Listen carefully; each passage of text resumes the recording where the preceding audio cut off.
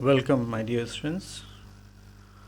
This time I have come with Evans Tries and O Level Part 5. Explanation line by line, hard words, and text. Are you ready to study? Okay. McLeary slowly raised himself, his face twisted tightly with pain. Do not worry about the ambulance, man. I am all right. I am all right.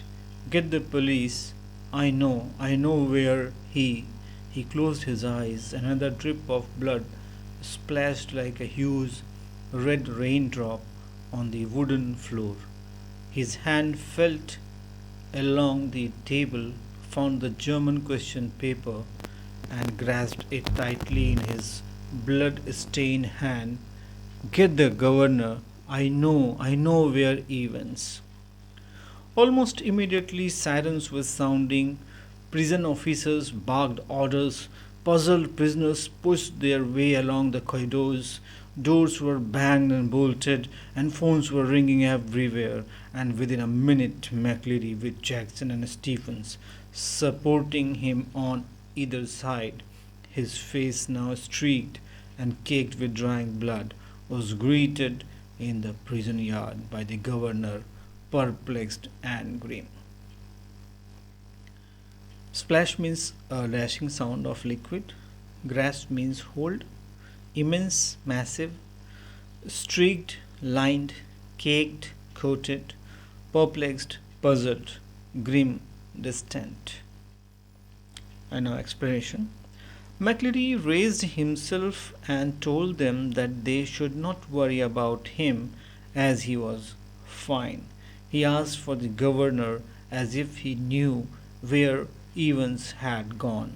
The blood was splashing down from his head while he was trying hard to pick up the German question paper. All of a sudden, there was massive sound of sirens. Officers were giving away orders. Doors were being opened and shut, and the phones were ringing. Stephens and Jackson supported McLeary to the governor's office. His face was coated with dry blood when he was greeted by the governor at the prison yard. The governor looked puzzled. We must get you to hospital immediately. I just don't. You have called the police? Yes, they are on their way, but I am right. I am all right. Look here. Awkwardly, he opened the German question paper and thrust it before the governor's face. It is there. Do you see what I mean? The governor looked down and realized what McLeary was trying to tell him. A photocopied sheet had been carefully and cleverly superimposed over the last page of the question paper. Yeah, see what they have done, Governor. Yeah, see. His voice trailed off again as the governor, dredging the layers of long neglected learning, willed himself to translate the German text before him. Awkward means uneasy here. Thrust, push, superimposed, place over another. Dredge, clear. Explanation. The governor wanted to take McLeary to the hospital, but he insisted on calling the police. He then opened up the German question paper and moved it towards the governor. He wanted to show something important to him. The governor noticed that a photocopied sheet was cleverly laid on the blank space of the question paper. The governor tried to recall what he had learned in his German classes. He was willing to translate the text.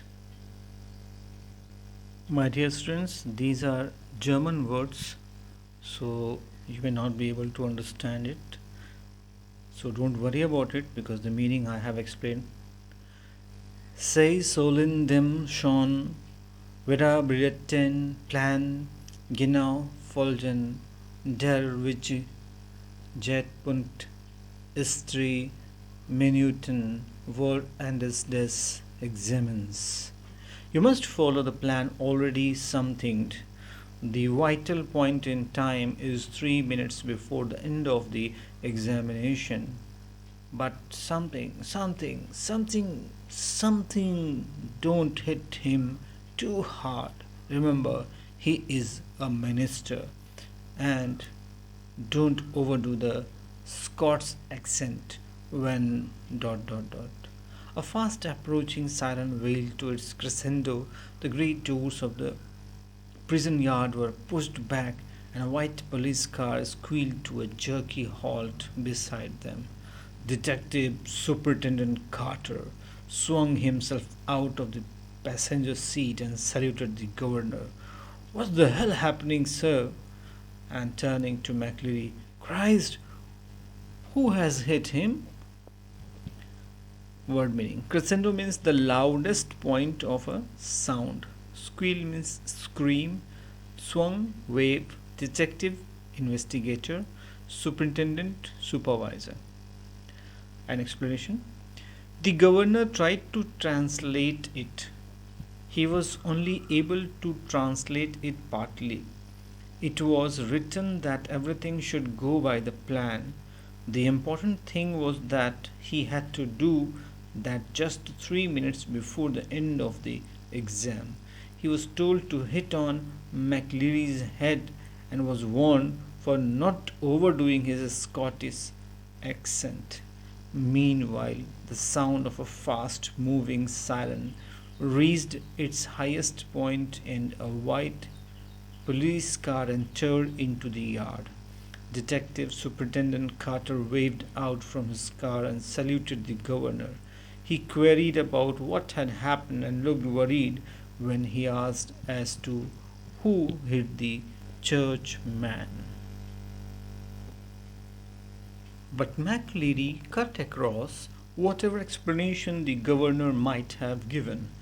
Elsfield Way, officer, I know where Evans. He was breathing heavily and leaned for support against the side of the car, where the imprint of his hand was left in the tarnished crimson. In bewilderment, Carter looked to the governor for guidance. What? Take him with you if you think he will be all right. He is the only one who seems to know what is happening. Carter opened the back door, helped McLeary inside, and within a few seconds the car leaped away in a spurt of gravel. Tarnished means stained, crimson, rich red color, bewilderment, confusion, leap, jump, spout, spray, gravel means stones. Explanation. McLeary interrupts in between and said that Evans had gone to Wellsfield. He was breathing heavily when he told so. Carter looked confused and tried to seek clarity from the governor. The governor told him to take him, as only he knew where Evans had gone. Carter helped McLeary sit inside, and within a few seconds the car spread the little stones behind it. This means that the car left the place at a great speed. Elsfield Way, McLeary had said, and there it was staring up at the governor from the last few lines of the German text. From Elsfield Way, drive to the Haddington roundabout. Where? Yes, of course. The examinations board was in Elsfield Way, and someone from the board must have been involved in the escape plan from the very beginning. The question paper itself, the correction slip. The governor turned to the actions and Stephens. I don't need to tell you what's happened, do I? His voice sounded almost calm in its scathing contempt. And which one of you two morons was it who took Evans for a nice little walk to the main gates and waved him bye-bye? It was me, sir, stammered Stephens. Just like you told me, sir. I could have sworn. What? Just like I told you? You say? What the hell? When you rang, sir, and told me. When was that? The governor's voice was a whiplash now. You know, sir, about 20 past 11, just before. You blithering idiot man, it was not me who rang you. Don't you realize? But what was the use? He had used the telephone at that time, but only to try, unsuccessfully, once more, to get through to the examinations board. Scathing contempt means severe disrespect.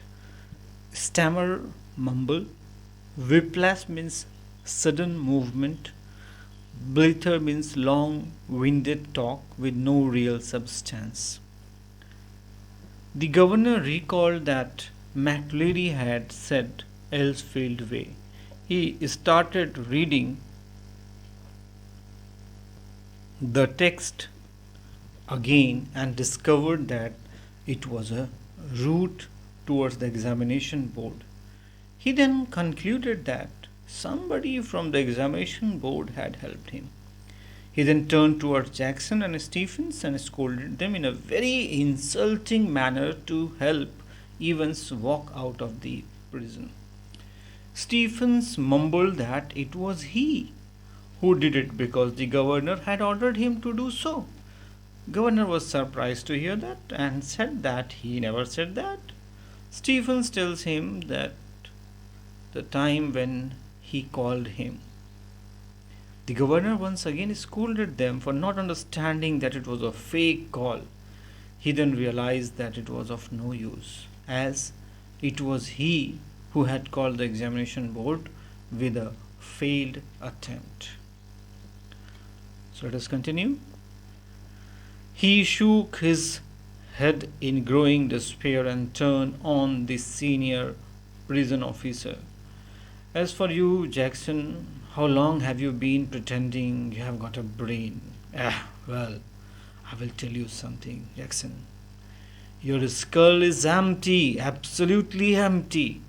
It was Jackson who had spent 2 hours in Evans' cell the previous evening, and it was Jackson who had confidently reported that there was nothing hidden away there, nothing at all, and yet Evans had somehow managed to conceal not only a false beard, a pair of spectacles, a dog collar, and all the rest of his clerical paraphernalia, but also some sort of weapon with which he had given McLeary such a terrible blow across the head.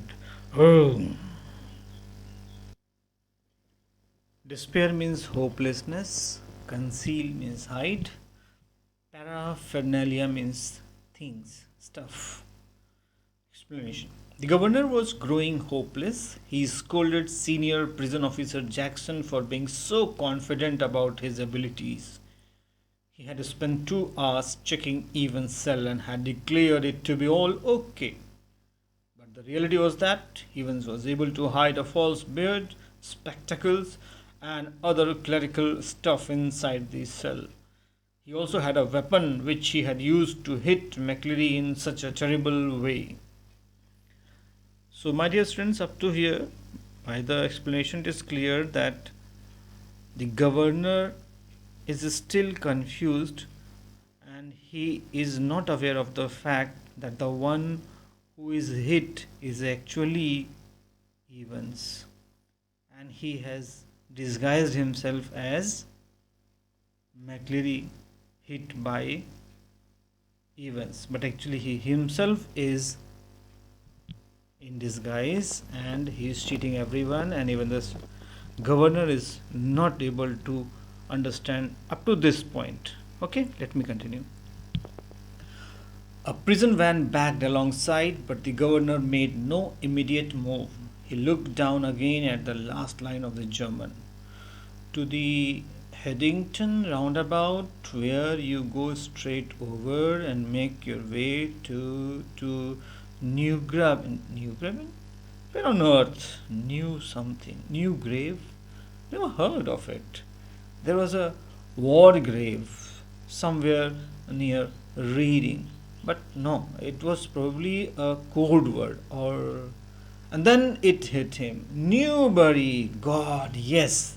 Newbury was a pretty big sort of place. But he rapped out his orders to the drivers. St. Albert's police station and step on it. Take Jackson and Stephens here. And when you get there, ask for Bell, Chief Inspector Bell. Got that? Explanation. The prison van came behind, but the governor did not move. He again looked down at the German text and tried to decode it. The words written, it meant new grave. He tried hard to find the place and then finally decoded it to be Newbury. He had got the place where Evans had escaped to. He then ordered the driver to take Evans and Stephens to St. Eldred's police stations. He also instructed them to ask for Chief Inspector Bell on reaching at the police station. Sorry, I made a mistake here. Jackson's and Stephens, I had to say. It's not Evans and Stephens. It is to take Jackson's and Stephens to St. Eldred's police station. Okay. He leaped the stairs to his office, three at a time, got Bell on the phone immediately and put the facts before him. "We will get him, sir," said Bell. "We will get him with a bit of luck." The governor sat back and lit a cigarette. Yeah, gods, what a beautifully laid plan it had all been. What a clever fellow Evans was. Careless, leaving that question paper behind. But then, they all made their mistakes somewhere along the line. Well, almost all of them. And that's why very, very shortly, Mr. Clever Evans would be back inside doing his once more. So Governor here jumped the stairs to his office and called a Bell. He explained the entire situation to him. Bell said that he would catch him, but with some luck. The governor sat on his chair and started thinking while he lit up his cigarette. He thought that it was a nice plan, but felt that Evans was careless. He left the question paper behind. He then admitted that all of them made mistakes, like Evans, and then reassured himself that that mistake of Evans would again bring him back to the prison. The phone on his desk erupted in a strident burst, and Superintendent Carter informed him that McCleary had spotted Evans driving off along Elsfield Way. They had got the number of the car all right and had given chase immediately, but had lost him at the Haddington roundabout. He must have doubled back into the city. "No," said the governor quietly. "No, he is on his way to Newbury." He explained his reasons for believing so and left it at that. It was a police job now, not his. He was just another good for a gullible governor. That was all. "By the way, Carter, I hope you managed to get McCleary to the hospital all right." Erupt means flare up. Strident means harsh. Good for giggle means good for laugh. Gullible means over trustful. Once again, the phone rang very harsh on his desk. Carter informed him that McCleary had spotted him in a car at Elsfield Way.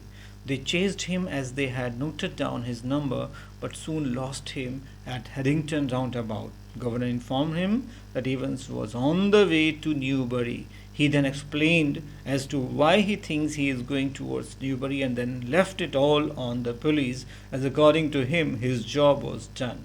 He had already become a laughing stock for others for being over trustful person. He also then inquired about McCleary being taken to the hospital.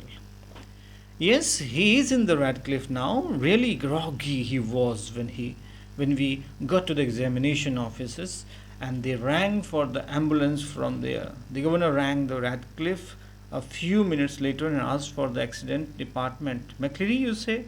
"Yes, he is a parson." "I don't think there is anyone." "Yes, there is. You'll find one of your ambulances picked him up from Elsfield Way about." "Oh, that, yes. We sent an ambulance all right, but when we got there, the fellow had gone. No one seemed to know where he was. Just vanished, not a sign." Here, groggy means weak, parson means a churchman, and vanish means disappear. And now it's time for explanation. Carter said that he had been taken to Radcliffe Hospital. He also told him that McLeary had grown very weak, and when they took him to the examination office, so they rang up for the ambulance from there. Governor called in the hospital and inquired about the injured parson. They replied that they had sent the ambulance to bring the patient, but they found no one there. So, now text part. But the governor was no longer listening, and the truth seemed to hit him with an almost physical impact somewhere in the back of his neck. A quarter of an hour later, they found the Reverend S. McLeary securely bound and gagged in his study in Broad Street. He had been there, he said, since 8:15 a.m. When two men had called and enquiries in Newbury throughout the afternoon produced nothing at all, and by tea time everyone in the prison knew what had happened. It had not been Evans impersonating McLeary who had walked out. It had been Evans impersonating McLeary who had stayed in. Bound means tied up, gagged means stopped, impersonating means pretend to be another person. So, explanation. When the governor heard about the disappearance of the parson, he did not hear anything more from the other side. He had understood. He had understood the whole truth, and he was feeling a bit uneasy in his neck. After a gap of 15 minutes, they found the real Reverend McLeary, who was tied up by two men in his study room at Broad Street since 8:15 a.m. The search in Newbury resulted into nothing. It was clear that the man who was taken to the prison door by Stephens was not Evans, who had pretended to be McLeary, but actually Evans was the one who stayed inside the cell and pretended to be McLeary, who was in a pool of blood. The fish and chips were delicious, and after a gentle stroll round the center of Chipping Norton, Evans decided to return to the hotel and have an early night. A smart new hat concealed the wreckage of his closely cropped hair, and he kept it on as he walked up to the reception desk of the Golden Lion. It would take a good while for his hair to regain its former glories, but what the hell did that matter? He was out again, wasn't he? A bit of bad luck that when Jackson had pinched his scissors, for it had meant a long and tricky operation with his only razor blade the previous night. But he had had his good luck too. Just think if Jackson has made him take his bobblehead off. Phew, that really had been a close call. Still, old Jackson was not such a bad fellow. Stall means walk, wreckage means remains, and bobble is a small ball attached to a hat. Explanation. So now the story is moved up to the Evans. After having delicious fish and chips and a small walk near Chipping Norton, he decides to go back to his hotel room to sleep early. He was wearing a new hat that had smartly hidden his short hair, which seemed as remains of hair. He kept wearing it on his head even when he reached the reception of Golden Lion Hotel. He then recalled his previous night when Jackson took away his scissors and he had to cut his hair with a razor blade. That was quite a bad luck. But then he thought about his good luck when Jackson asked him to remove his hat and how he managed to stop him from doing so. He then concluded that old Jackson was not that much bad person. So this part is actually revealing the fact that how Evans from the jail afterwards ran in disguise of McCleary, and how now he is staying in a hotel.